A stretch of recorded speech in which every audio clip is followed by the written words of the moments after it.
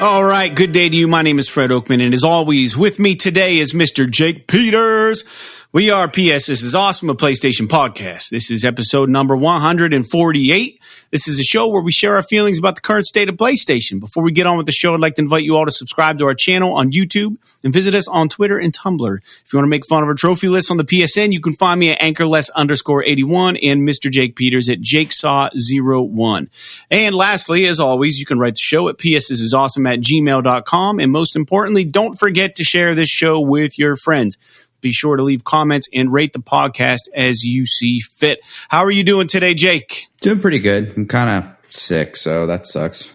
Sick is not the right word. That does suck. I mean, it's just my allergies are really bad, so my sinuses are all fucked up, and my head has been kind of pounding all afternoon. Yeah, man, you got to be careful not to throw the sick word around because people are going to think you have corona, and they're going to be like, "Yo, dude, you better go to the doctor's office." I know you were out working in the rain the other day. I heard. I'm always doing something. Yeah, I mean, I'm not really sick. It's just the way that the weather when the weather changes real crazy, like it's been up here recently, my sinuses always go freaking bananas, and I end up having to essentially OD on decongestants and all kinds of crap. Yeah, dude, that sucks. It sucks real bad. But yeah, it's good to have you back. If you're a listener of the show, you do know that what happened was we did not release this episode last week, and we should have.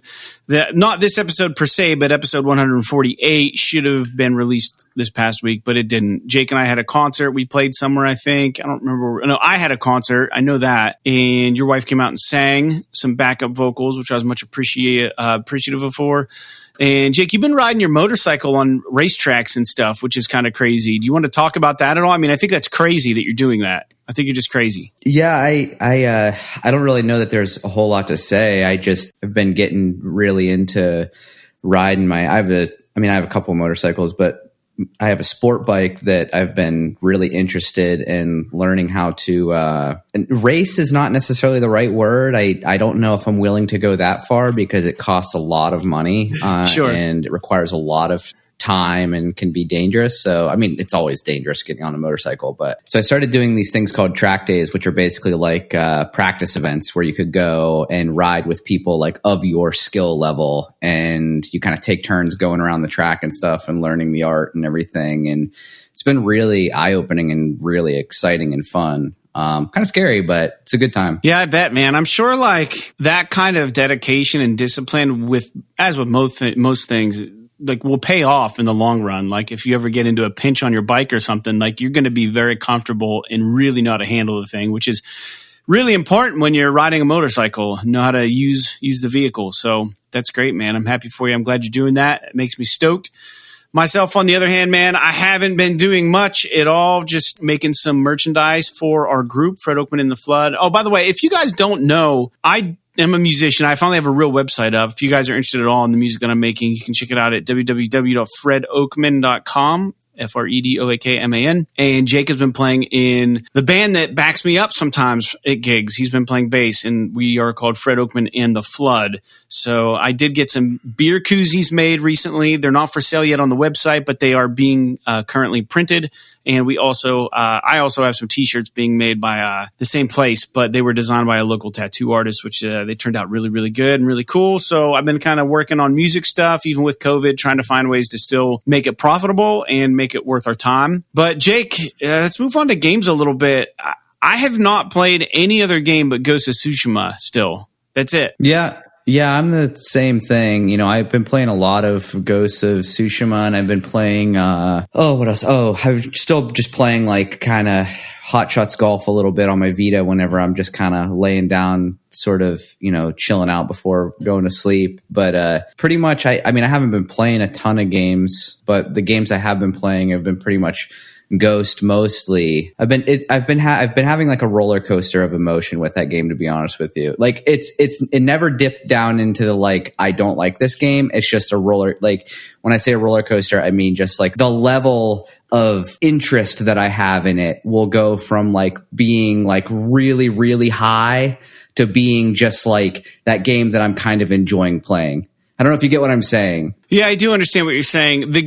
I'm not experiencing that at all. If anything, my interest is ramped up. I have trouble turning the game on because I know every time I play the game, I'm going to at least be sitting down for about an hour with it because I just keep getting distracted. I love what they've done with finding random stuff, the fog of war, all that stuff's really good. We've talked a bit about this game already on the previous podcast, so I don't want to get too far into detail about it. But I do have one gripe now the more I've been playing it, and you may agree or maybe you'll disagree. Now, I did complete – I don't think I completed the first act, I don't think. But I did at least get the grappling hook, which isn't a spoiler because I showed it in the gameplay stuff. And I did do the one mission that you said that you made when we last spoke about the game. So I'm past that. But the one thing that drives me crazy about this game is the map is really cool because, like, if I have enough skins or have enough resources or supplies or steel or whatever, and I can upgrade my katana or my armor, the map will show me what locations have an armorer or what locations have a swordsmith or what locations have a bower to fix my bow or make my bow better. But when you get to the town, all those fucking buildings look exactly the same. And I spend 10 minutes trying to find the armorer. Do you have that trouble? Sometimes, depending on the town. Like, if it's someplace that I go relatively frequently, like the Golden Temple, I just kind of know where everything's at. But I agree with you that there are certain instances where you get to a mission or like a town or something, and it's like you got to do something or you got to find something totally innocuous. But it's almost like what they really need is they need like to take like the Skyrim approach where they have like the world map. And then if you're in a town, give you the option to zoom into like a town map where it's just the town. I agree. And it shows you like where the people are of consequence within that town. That would be fabulous. Because I agree with you. Like, you'll get to certain areas and it'll just be like, you'll be looking at the world map and it'll be like on the side, in the size of a corridor, you'll have like 10 fucking icons. You can't zoom in any further. It's like, well, where's it at in the town? I don't know. I can't zoom in that far. Right. So, yeah, all right. At least you understand my grief with that. That's my only real complaint so far with the game that I think it could have done better was locating the people of consequences, you put it, within the towns or the camps so that you can find them. Now, I will say that when you're walking around the camps or the towns, because someone may write in or someone may take issue with what we're saying, they do give you a little bit of a HUD. Like, their logo will pop up in the game, but you have to be kind of close to trigger that. And then it's also like really faded and opaque and hard to see. So it's easy to miss. And yeah, I just think they could have done that a little better. So, all right. I'm not playing any other game right now. What I really wanted to do was to get Tetris Effect because I think it's on sale right now for the PSVR. And I heard that game is just awesome. But it's like $20 and I had to buy some clothes recently, and decent clothes that'll last you a long time cost a bit of money. So and I had to buy like $50 worth of guitar strings recently. So I'm trying to like pinch my pennies a little bit. I know I have a medical bill coming probably for like $400 and it just hasn't come yet. So I can't pay it. So I'm trying to just keep my money straightened out, man. But I do want Tetris Effect really badly. Have you played any more VR games since you've put your VR headset away? What was the last VR game you played? The last time I played my VR was, technically speaking, I put my headset on to get it sorted out so that Sarah's 10-year-old cousin could play it last summer. So that's the last time I had my VR out. Wow. Would you ever... But I didn't actually play anything. I literally just got it out and hooked it up to set it up and everything. Would you ever consider selling it? I don't know. I mean, I kind of don't like selling hardware. Yeah. I might consider selling it if, like, you know, they come out with the next version of PSVR and it's wireless and all that kind of stuff. That would be a little bit more enticing to me. But, you know, they didn't really sell tons and tons of these things. I mean, they sold a couple million of them, but yeah, you know, there could be a time, 30 years from now where that thing's valuable. So I don't know that I really want to sell it. Plus, it's kind of like a piece of the legacy. So I'm not really sure if I would ever sell it. And plus, by the time the next VR headset comes out, it's not going to be worth all that much. So I don't know. It's one of those things where it's like, is it worth it to sell a piece of your gaming history to get like $100? Right. You know what I mean? Like, I don't necessarily need the money that bad that I'm willing to sell something that I would probably regret selling in the long run. And Star Wars Squadrons is coming out soon. So if anything's going to get you to pull out your headset, it's going to be that probably. Possibly. Yeah, I don't know. I have been contemplating getting it out just to kind of fuss around with some things, but that's probably not going to be something that I do until it gets cold out again. That's something that's more of an activity for me that I like to engage in whenever you're a little bit more cooped up indoors and stuff, and you're not like, especially because like my living room, wherever the addition where I have my video games and stuff, it gets pretty hot in the summertime. So like the last thing I want to do is strap a bunch of shit to my face and sit in the middle of the room and, get hot and sweaty. So, but yeah, maybe like come wintertime, I'll be a lot more interested in, especially if Squadrons comes out and, it looks pretty good and everything. Yeah, man, I like the idea of us playing Squadrons online at some point. Well, let's get to the news. Sony, Jake, has announced a State of Play is coming this Thursday, August 6th, 2020, where they are going to talk about VR games and PS4 games. The State of Play will not be focused on PS5, and it will be roughly 40 minutes in length, I hear. Push Square had a little article up about that. And then they also indicated that the PS5 controller should have 3 or 4 more hours of battery life. And that came from like a rogue post on Reddit. So it looks like, Jake, we're going to have more news to discuss on episode 149, which is kind of exciting. So we'll be able to talk about this new State of Play on our next show. But I can't imagine what they're going to talk about. I mean, what do you think they're going to talk about? Here's the thing. This is one of those things where it's like, I'm sure they have stuff to talk about. I'm sure a lot of this stuff is going to be cross-generational that they're going to bring up or whatever. And maybe they'll it's entirely possible that they'll just it's kind of like smoke and mirrors, and they're going to come out and, be price and release date and pre-orders and all this kind of shit. If they come out and literally all they're talking about is VR games and PS4, unless they announce the next generation of PSVR, which would be huge.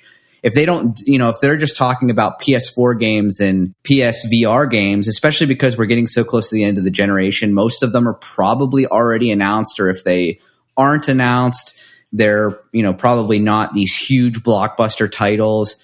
It's one of those things where it's like, I don't know how much people are going to give a shit. Everyone wants to know what's going on with the PS5 at this point. So it's like, yeah, it's cool that they're going to do this. And I'm sure, I hope I'm wrong. And they hope they have some hype in it and they show some good stuff. And I hope it's not just like, oh, The Last of Us sold fucking 10 million units and blah, blah, blah, blah, blah. I hope it's like they actually have some shit to talk about. The only thing I could think of for PS4 that they may announce Resistance Collection that would be kind of big is The Last of Us Factions. Oh. That, I guess. Yeah, that would be cool. All right, so moving on. In order to get the PS4 camera to interface with the PS5, Jake, Sony posted on their blog, there will be a free adapter, but it will be required. Sony has not yet indicated if this adapter will be coming with the PS5 or if this is something you're going to have to order from them. And straight from the blog, it says, yes, the PlayStation camera will work with the PS5 for playing supported PSVR games. It will require a PlayStation camera adapter that will be provided at no additional cost to PSVR users. More details on how to get the adapter will be announced at a later date. That's kind of interesting. Does that mean they're not making a new camera, or that the old one's just going to work? We already saw a new camera. Yeah, it's probably that they're gonna be, basically they're gonna have the new camera, but if you want to use the old camera, they'll give you the adapter or something. I mean, it seems to me kind of silly. Like, how are you supposed to prove that you have an old camera so that they, because they're not going to just willy-nilly send these adapters to fucking every single Tom, Dick, and Harry that asks about it. So maybe they will. I have no idea, but I'm almost wondering if they're just going to include one with every PS5. It's probably a good idea. Maybe the new camera will require it also. Maybe you need a special adapter for the cameras. Who knows? Who knows, man? Did you see that Cuphead was released for the PS4, dude?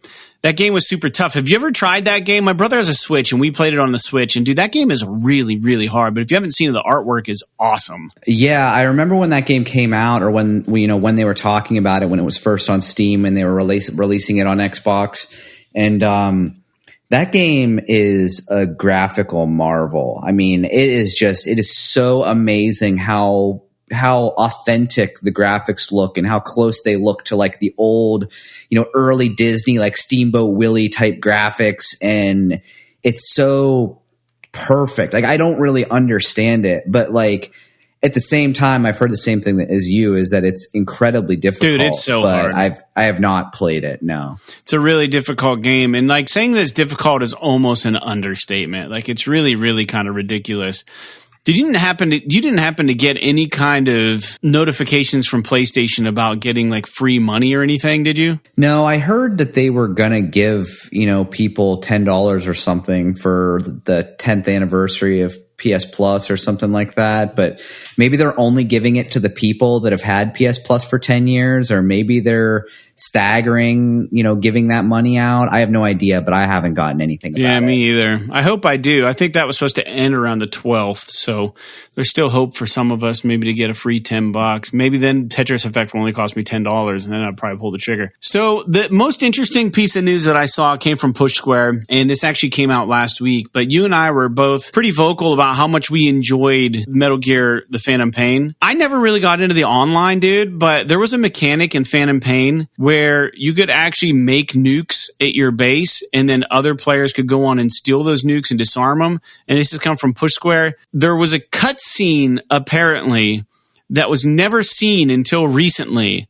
And the only way to trigger the cutscene is if you could online somehow manage to take every single nuke that a player had on their base and disarm them with no nukes existing. Apparently there was some sort of bug that happened, and they did this on the PS3 player base because there's so few people that are actually playing the game. They somehow managed to do it. But the video of the cutscene is available on YouTube, and it's a secret unlock that if all of the nukes online in that player base are dismantled, a special cutscene rolls out, and it's like 9 minutes long. It's crazy. Dude, that game was so cool. Wow. Yeah, that's really impressive. I'll have to look that up. I mean, because, they always do Kojima always did really gnarly cutscenes with the Metal Gear Solid or the Metal Gear stuff, but I never really played the online shit because it never really had that much interest. I mean, conceptually it was interesting to me, but it was never something that I was going to, it never enticed me that much that I was going to do it myself. Right. But that's just crazy that it actually, it's so neat because what it does is it makes the entire player base work towards one goal. So the funny thing is I don't know if there are zero nukes now in existence on the PS3 world, the online world, but like, could you imagine if one person, if everyone's just like, oh, we did it or something, and like one guy's like, oh, I want to make a nuke on my base. They're just getting into the game somehow and they make this fucking nuke. How everybody on the PS3 player base will be trying to infiltrate the base to disarm as a nuke. It seems like it would be really, really hard to get the nukes back up, but that's crazy. But it speaks volumes, and like the cutscene goes into detail about talking about the real world nuclear situation that the world's in. How there's like still like some 60-some thousand nuclear warheads in existence or something. Maybe it was 16,000. I don't know. It was more than we need to have, arguably. But I mean, it was crazy, and the cutscene gave all kinds of crazy facts and all kinds of different stuff. But then, after the cutscene's over, it gives all these facts on this black screen. It's just text that pops up and like this Kojima-esque music in the background. It just makes you think about stuff. It was really, really interesting to think that like an entire group of video gamers somehow could manage to do this together for the greater good. And it's just really kind of moving, but I think they did bug it out somehow to make it work, but I don't know. I don't know how they did it, but it probably does have the smallest player base, the PS3. They announced that there were over 36 new music tracks added to the new Tony Hawk Pro Skater remaster. So there's 36 new music tracks got added. I wrote Tony Hawk directly, and I was like, rumor is you're making a new Tony Hawk game. I'm in a cool band called One Up by Land, just put us on your game. And he, surprisingly, I thought we were close, but he never wrote me back. So I tried. Yeah, that's really wild. I can't believe that put that many new tracks in, because I know they had the original lineup with the exception of like I think 5 or 7 tracks or something like that they couldn't get the rights to again or something like that. So, but they had most of them coming back, and for them to add that many other tracks, I'm curious how that will change the experience, because part of what was so awesome about those games was the soundtrack. So am I going to want my my classic Tony Hawk experience fucked up by some new guy's freaking punk song or something like that. I have no idea. I mean, maybe they'll give you the option to like turn off the new shit or something. Yeah, there should be an option to play it the old school way. I would imagine. I think you could always kind of mess around with the soundtracks too and pick what songs you wanted it to have on the soundtrack or not, if I remember right. So I think that's going to be an option too. But you make a good point. Yeah, I mean that was very iconic with that game was the music that came along with each of those games. I just remember the Goldfinger song Superman playing all the time, and then doing the Superman move on the skateboard was like the double whammy. That was cool. I think there was like Superman trick or something. But anyways, man, games coming to the PSN this week. According to Push Square, I've been going to Push Square for a lot of info because they really have their shit in a row over there. So some of the stuff we're talking about is coming from them. Free with PlayStation Plus. Fall Guys is coming out this week. And the other free PlayStation Plus game for August is Call of Duty Modern Warfare 2 Remastered. And I was just talking with Jake briefly about it. I can't believe how many free Call of Duty games we've gotten at this point. The last one I downloaded, and then I realized that I'd already played it. There's just so many goddamn of these games. Like, you have 1, 2, remastered, not remastered, World at War, all these different ones, and then, Black Ops, and then you got the Future Ops or whatever, and it's just like, man, and then they're remastering them all, so then it's like Black Ops 2 remastered. And then you don't know whatever the ones you played, because you probably played them on PS3, but I don't know, or PS2 even. So I don't know if I played Modern Warfare 2 or not. I feel like it was probably their biggest one. I don't know if I did though. I feel like that game, there was a lot of people were talking about that for a long time. I was just going to say that I played Modern Warfare 2 a long time ago, and I remember really enjoying it. I mean, I played it on PC. Either Modern Warfare or Modern Warfare 2 was what literally catapulted Call of Duty into the multiplayer behemoth that it is today. Like, until that game came out, like, it wasn't really that big of a deal in terms of multiplayer. I mean, I enjoyed playing the multiplayer on, like, we would have LAN parties and shit when I was in high school and do, like, the original Call of Duty and Call of Duty 2, which were both World War II based games. We would play those multiplayer all the time because they were really fun. But it wasn't until, I think it was Modern Warfare was good, but Modern Warfare 2 was where they introduced, like, the loadout system where you would, like level up and upgrade and unlock new shit for your guy and all that all came in Modern Warfare 2. And that was like the zenith of like the fucking Call of Duty craze on consoles. So it's kind of cool. Like, if you've never played Modern Warfare 2, and honestly, I think a few months ago, we got Modern Warfare 1 remastered.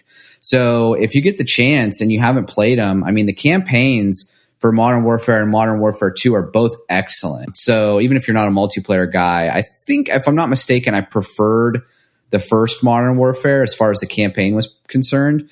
But they're both, I mean, Call of Duty always has an excellent campaign. So, and then I think last month we got Call of Duty World War II. So yeah, like Fred was saying, we've gotten 3 Call of Duty games, I think, in the last like 4 or 5 months. It's been crazy. I wonder what's going on there. Yeah. So the other game that we're getting is the Mean Greens, Plastic Warfare, and Fast and Furious Crossroads. Jake, I honestly didn't have any other notes to talk about. I mean, we don't even have a topic to talk about. We're less than like 25 minutes into the show. I hate to do a really short podcast. Is there anything you want to discuss? I mean, like the Xbox had their big event. We didn't really talk about that at all. I think it's interesting that nobody has shown their hand yet. We don't know what the Xbox Series X is going to cost. We don't know what the PlayStation is going to cost, PlayStation 5. So we're still in this crazy standstill. And Microsoft apparently is trying to buy TikTok. So, well, I think the story behind the TikTok thing is that TikTok has been banned in the United States because it is basically run. This sounds like a conspiracy theory, but it's totally true. TikTok is run by the Chinese government.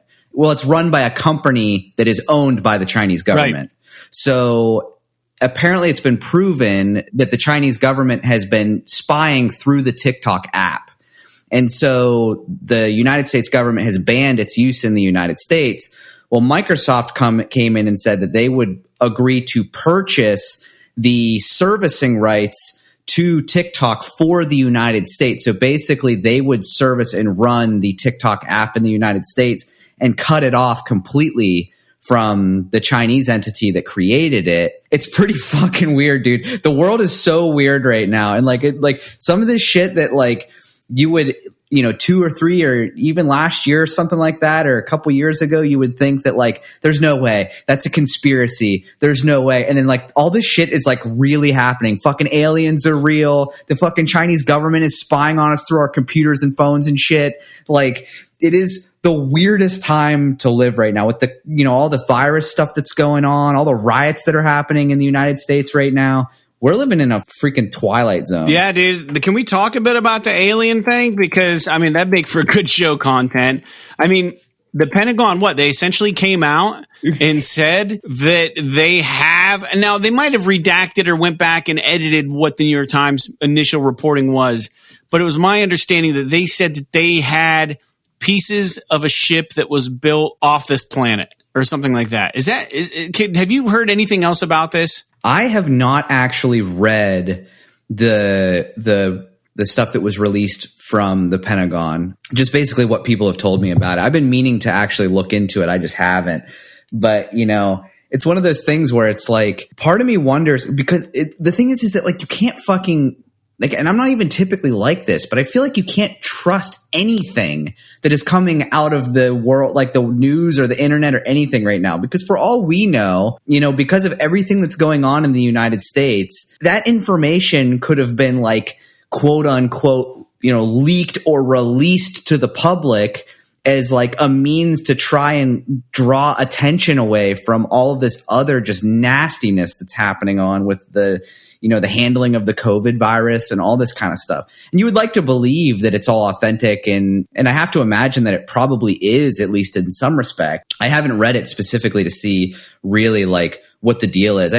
From my understanding is that they basically just kind of confirmed that they have pieces from some kind of craft that they said is not terrestrial in origin. But, part of me is like, what does that mean? Like I said, I haven't read the report, so I don't know what that means. If it goes into a lot of detail or not, it could mean that, if this report is from like 1947 or whatever the hell it was when Roswell happened or something like that, it could be that, Germany or some other country was inventing something that we had no concept of what it actually was.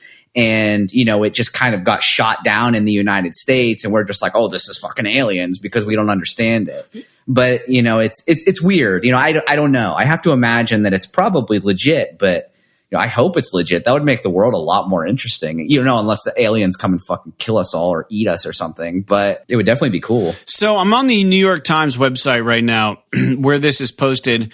They did offer a correction the day after this was posted.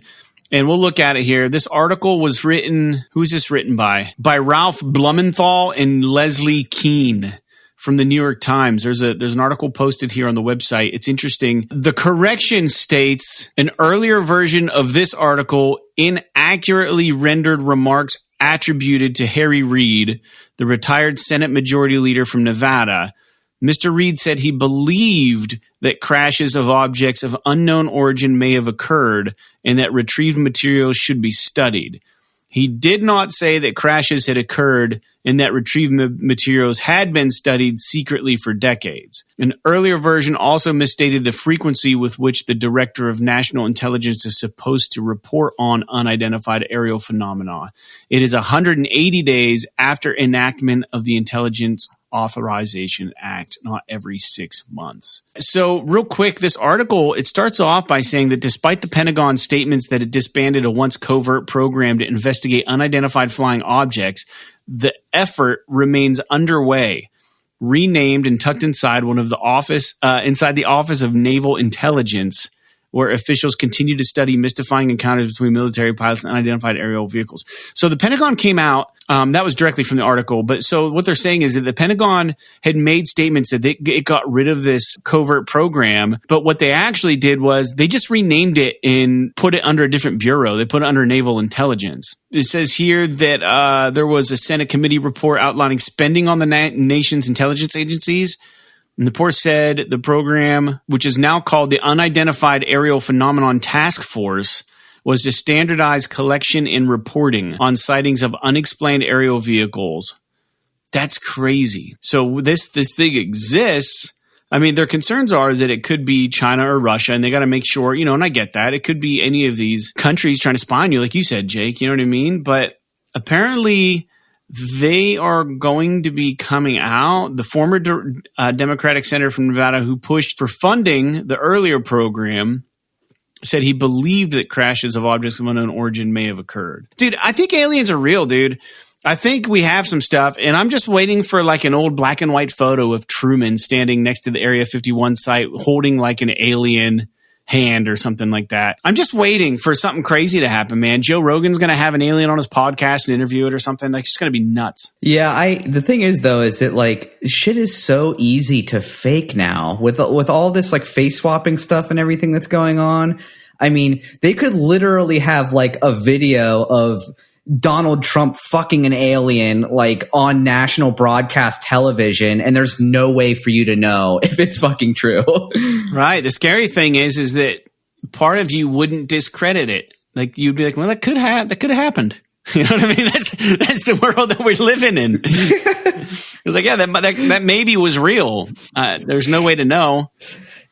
That's the craziest part of this world, man. But yeah, I love your thinking, man. I think that, I mean, you got to be careful in this world when you start talking about aliens, because all of your friends and family start thinking like you're just going batshit crazy. But I mean, you look at the odds. I mean, they probably do exist. The fact that they've probably come to the Earth, probably not as likely.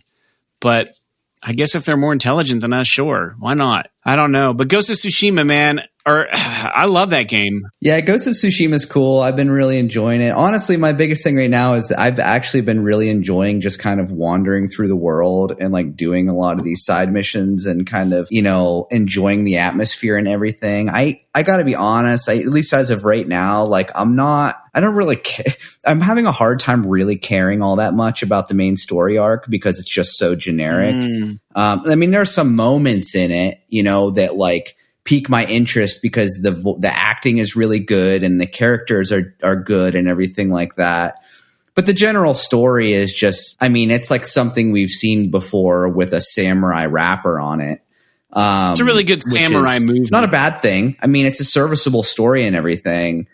But yeah, I mean, it's just very, it's a very serviceable story. I think a lot of the charm of the game is in the environment and the scenery and all these like little side quests that you do and like chasing foxes around and birds and chopping bamboo and finding charms and doing all these like platforming kind of tasks to get like the charms at the shrines and all this kind of stuff. I think is really the strong point of the game. Because you do all this stuff to kind of upgrade your character and like learn all the different sword abilities and like learning how to do the combat better, which can be a bit challenging. Yeah. I did see that they put like an easy mode in the game for the combat and like a lethal mode, I think, which is they patched that in because people were complaining. Yeah, because people were complaining that the combat was too easy, and I'm just like, I don't think that the combat is too easy. It's just one of those things where it's like, or the combat's, I don't think it's too hard. I think it's just one of those things where it's like, it can be too hard if you fucking run straight into the center of a camp and you've got like 15 guys running after you. Right, it's not meant to be played that way. But if you play it right and you like learn, you learn to use the proper stances versus the right enemies, and you take your time to unlock all the different stances by killing the leaders and kind of balance your gameplay between being a ghost and being a samurai. So like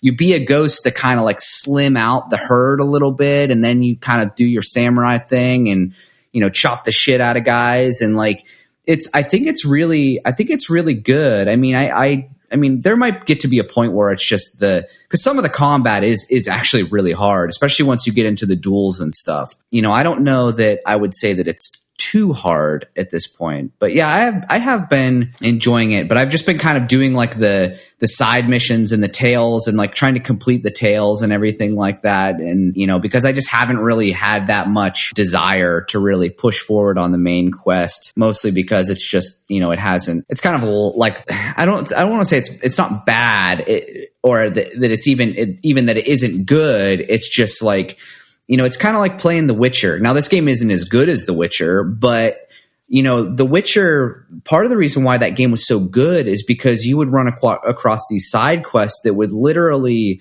do so much more to subtly fill out the world and enhance your experience than most of these huge like set piece main quests. Right. So that's kind of what I've been enjoying about it. Interesting. Yeah, no, I agree. I did all of the tales in the bottom half, and I did all of the I think some of those missions you had to do in order to unlock the main mission to get the grappling hook and stuff. But I did all of everything that I could find down below, and most of the fog of war is gone for me in that big island, the first area of that island. So I'm excited to move forward, see what I run into. I did run into a guy who had like a musket or something recently, and that was kind of weird. Like he had like some sort of weird gun. I don't know what it was shooting, but I don't know, man. It's a good game. I the more I play it, the more I enjoy it, and it's kind of a game that when I play, I kind of am peaceful.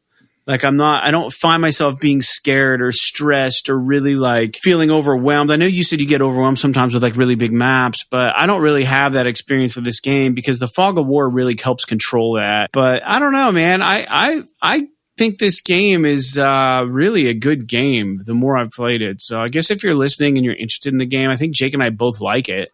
I don't think there's really any arguing there. I don't know what I'm looking forward to. I mean, the crappy thing is that, Cyberpunk is going to be a big open world game also.